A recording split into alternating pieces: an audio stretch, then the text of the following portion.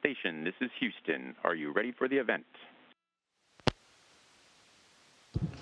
Houston, this is Station. I'm ready for the event. Houston ACR, this is Mission Control Houston. Please call Station for a voice check. Station, this is Houston ACR. How do you hear me? I have you loud and clear.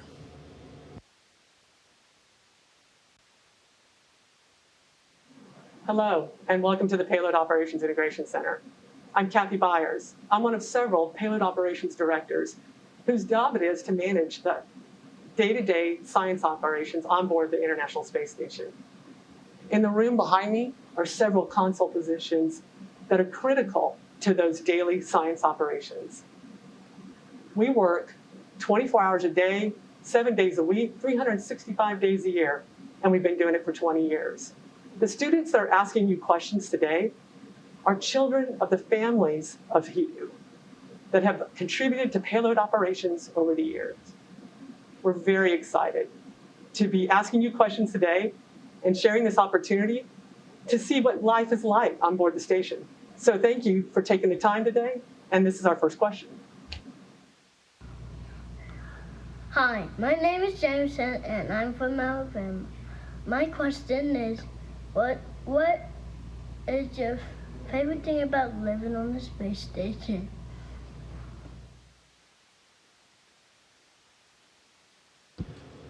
What is my favorite thing?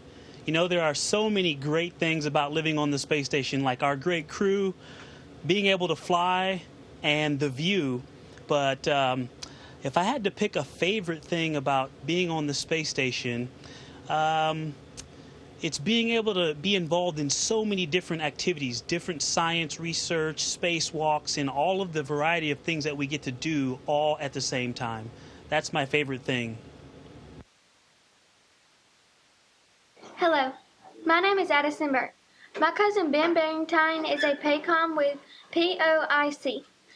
My question is, can you give me a description of your daily routine?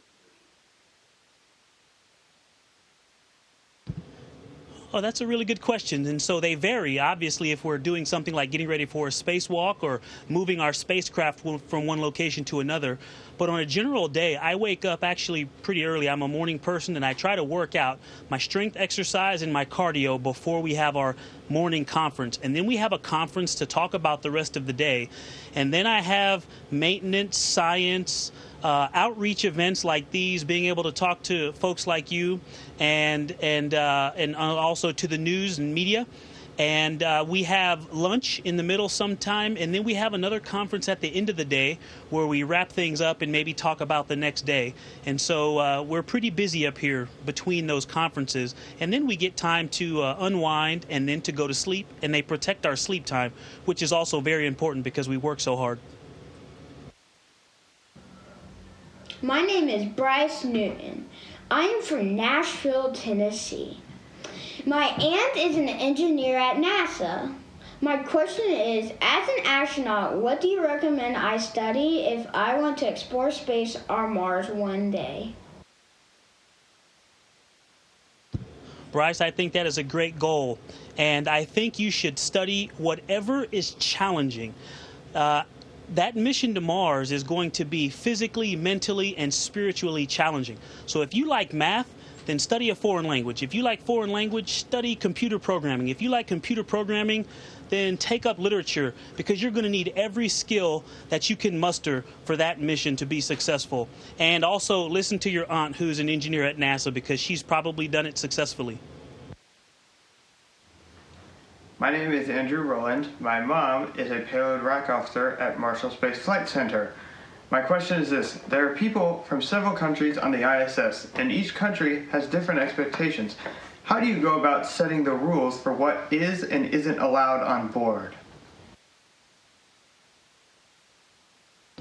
Oh, that's a really good question. And it actually can get really complicated, so I'll keep it simple by saying, just like there are people who decide what science comes up here and what spacecraft come up here to bring astronauts, cosmonauts, or cargo and science, there are groups like that manage the expectations for crew members on board. So thankfully, we, the crew, don't have to do it. We agree to it, and we agree to abide by those rules. But there's a group of folks from all of those countries that set those rules that we then enact while we live here on the International Space Station. Hi, I'm Bo Jones. I'm 5 years old. I'm from Northport, Alabama. My question is, what does it feel like to float inside a space station?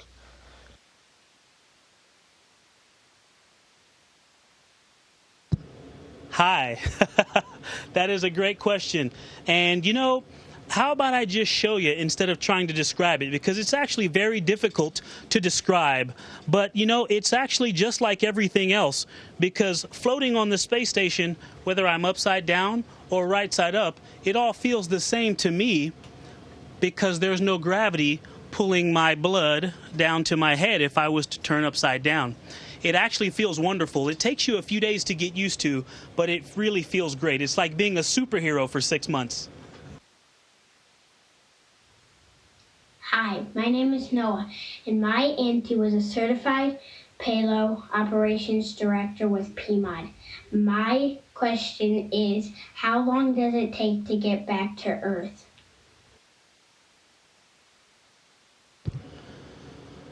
That is a great question. So from undock, I believe the Soyuz can be back on the ground in about 3 hours.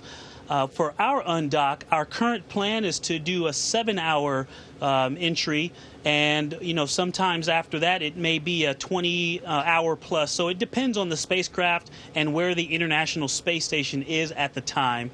But it could be as fast as a couple or a few hours. Hi, my name is Gabriel. How old do you have to be to go to space? Hi. You know, I don't know if there's a minimum age. I would say you have to be old enough to pass astronaut or cosmonaut candidate training. And so that's the thing I think you would want to focus on, is not so much the age, but the qualifications. And so that generally puts folks at about the 30s before they're able to get to space, at least as NASA astronauts. But you know what? Your generation may very well change that. My name is Tug Smith. My aunt is Carmen Price. She was one of the first Payload Operation Directors. My question is, how do y'all dispose of your waste? That is a great question. Waste management is a huge issue that we pay lots of attention to. To keep it simple, we reuse. For example, if I have a bag that I take things out of, I won't throw that away. I'll put it away until I need another bag, and I'll use that bag again. Or we recycle. So we take our liquid waste and we clean it, and then we turn it back into good drinking water. And then things that we cannot reuse or recycle, then we get rid of. We trash, and we generally jettison things or get rid of them in a spacecraft that is going to then burn up on entry and dispose of it that way. It will incinerate in the atmosphere before hitting the ground, and that's how we get rid of trash. Hello, my name is Xavier Woods, and I live in Houston, Texas. And as a gardener, my question is if y'all will ever see a future for making a garden on the moon or Mars.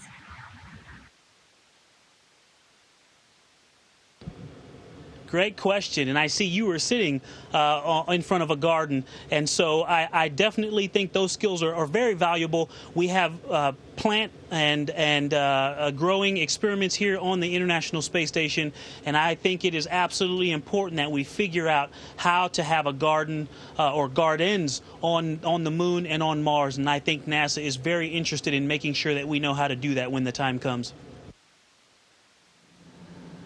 Hi, my name is Jack, and my cousin is a PACOM. My question is, what do you do in your free time in space?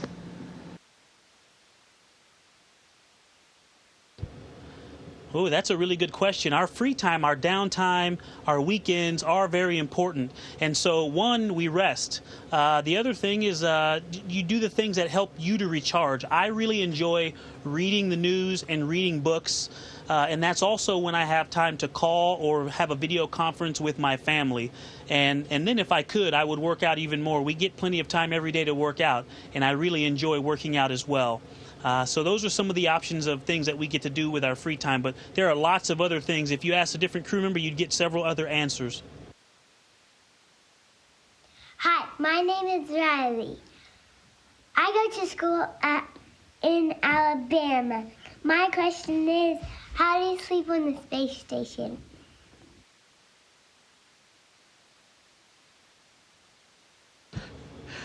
I sleep very well on the space station. So we have sleeping bags that we tie to the wall, and really that sleeping bag is to keep you from floating away mainly. And then inside that sleeping bag there are straps that we can use to tighten them up on ourselves if we want to. There's a compartment where we can stick our head inside, and then there are lots of flaps that you can open up to stick your arms out to let more air in.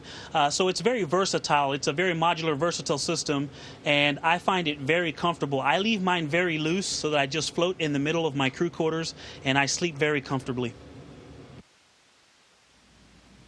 Hi, my name is Ira Norton. I'm from Huntsville, Alabama. My aunt is an engineer at NASA. My question is, are you able to do fun things or hobbies while living on the space station? That's a great question. I think this entire mission is a fun thing, but aside from the work, I mentioned earlier growing plants. Some of our crewmates enjoy doing that in their spare time, and so that's actually a hobby. But we actually have plenty of fun up here. We've played cards. We actually made a video. If you're familiar with the mannequin challenge that was popular on the internet a couple of years ago, we all held very still as we moved a camera through to make it look like we weren't moving. And so that was, just something that we decided to do for fun, to share with our family and friends. But we have plenty of fun up here. And we also like to have big meals together with the entire crew, all 7 of us. And that is another thing that we enjoy doing in our downtime. Hi, my name is Aspen, and I'm the daughter of Paycom Penny Pettigrew, who works at Marshall Space Flight Center. A couple years ago, my science club did a rock candy experiment with astronaut Scott Tingle, and it was a lot of fun. So I was wondering, what was your favorite science experiment that you've done on the ISS? Yeah, thank you for asking, Aspen. My favorite experiment, I love to eat. I love to work out, and I also love to eat. My favorite experiment is actually one that involves food. It's the food physiology experiment, where it's looking at how to get more nutrients, macronutrients into the crew members to see how it affects their gut health as well as their immune system, and also how it affects us just based on our well-being. I love the food. It's a great variety, more fish, nuts, and seeds and fruit. And so that's my favorite experiment. But we have so many experiments going on up here, and they're all great. Hi, my name is Jacob Meggs, and my mom, Lori, she is a Paycom. My question to you is, how do you eat your food? Do you just squeeze it out of a tube or do you sit at a table and eat it?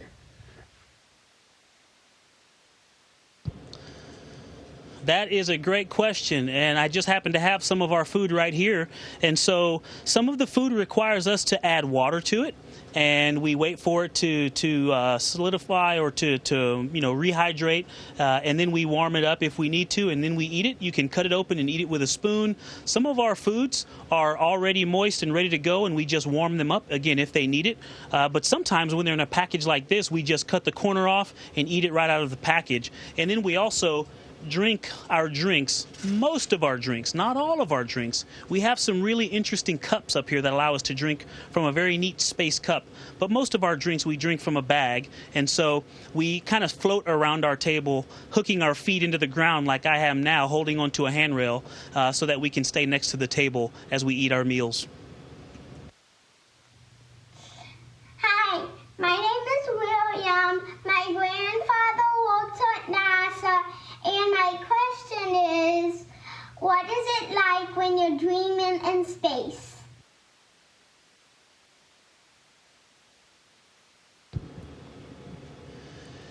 Dreaming in space is actually very similar to dreaming on Earth. I would say the biggest difference is when you wake up. When I wake up, I'm still floating. I love having dreams about flying, but I can actually fly here on the space station. And so when I wake up, it's almost like I'm continuing to dream. So that's the biggest difference.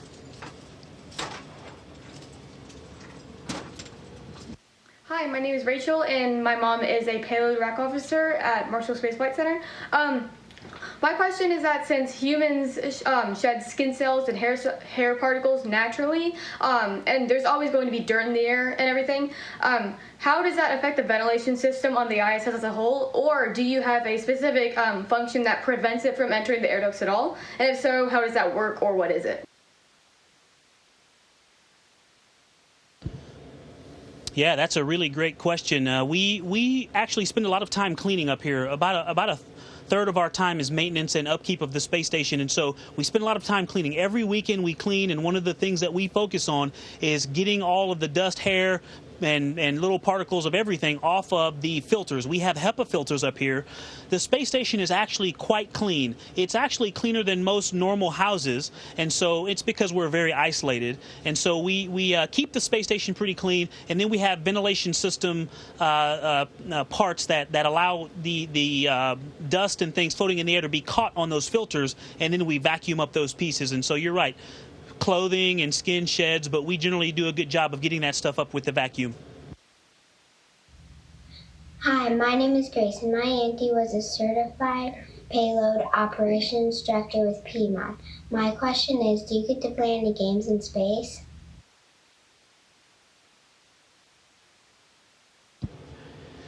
You know, we played a card game up here, and we made some really neat, fun videos, time lapses, so you could see what we do in a few hours in just a few seconds, and those are great fun. So something that I've turned into a game, we do a lot of moving things around and having to fit lots of things into a small space, and it reminds me of a video game, if you're familiar with the game Tetris, and so I call it Space Tetris, and so I try to make it into a game because we have to do lots of packing and stowage operations up here. But we get to play games when we have time.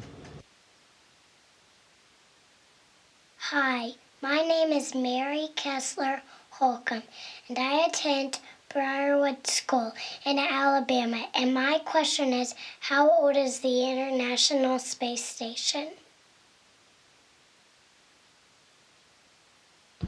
That is a really good question. The International Space Station is about 21 years old. The first pieces flew up in 1998. And humans have been on board the space station since November of 2000, and so it has been up here for quite a while. If it was a person, it would be an adult, and it would have been an adult for 3 years. Hi, my name is Annlise Rush, and I go to school at Heritage Elementary in Alabama. My question is, what is it like in space? Wow, it's great. And you know, that last question, I may have said 21 years. It's almost 23 years. What is it like in space? Well, it's a really amazing place. Since we're in microgravity, you know, things float. We're 250 miles up, so when we look out the window, we can see large parts of the Earth, whole countries and entire bodies of water. And we also have all kinds of science and technology up here that allows us to work out, that allows us to keep our atmosphere clean and breathable and comfortable, and also allows us to do lots of neat experiments. It's really amazing up here. I wish you could come up and check it out for yourself. Thank you for taking our questions. It's been a memorable experience for all of us here at POIC. Thank you.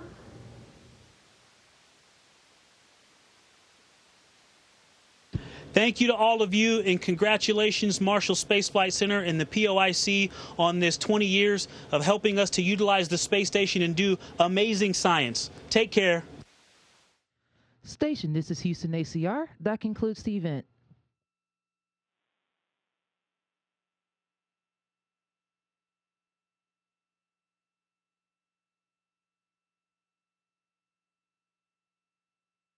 Always great to hear kids' voices on the loops.